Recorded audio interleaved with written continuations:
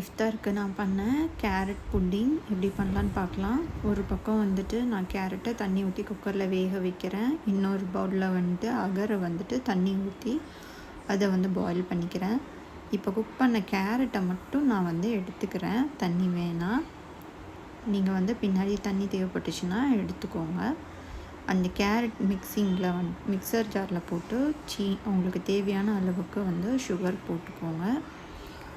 போட்டு அதை வந்து கிரைண்ட் பண்ணி எடுத்துக்கலாம். இப்போ நம்ம ஒரு கிளாஸ் பவுலில் அரைச்சி வச்சுருந்த கேரட் மிக்சிங், கேரட்டும் சுகரும் போட்டு அரைச்சி எடுத்து வச்சுருக்கேன். இந்த மிக்சிங் அப்புறம் வந்து அகர், அது வந்து பாயில் பண்ணிகிட்டே இருக்கணும். அப்போ தான் வந்துட்டு அது வந்து அந்த சூடு வந்து அப்படியே இருக்கும். நீங்கள் ஆஃப் பண்ணிட்டீங்கன்னா அது வந்து கெட்டியாயிரும்.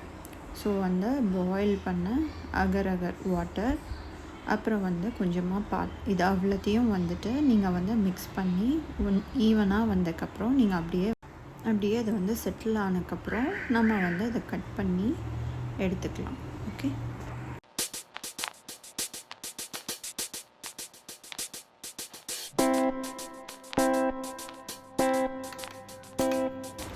இது இப்போ செட்டில் ஆகட்டும். நம்ம வந்து ஆல்ரெடி ஃப்ரோஸ் பண்ணி வச்சுருக்கிற சுண்டலை வந்துட்டு இப்போ நான் வந்து பாயில் பண்ணி எடுத்துக்கிறேன்.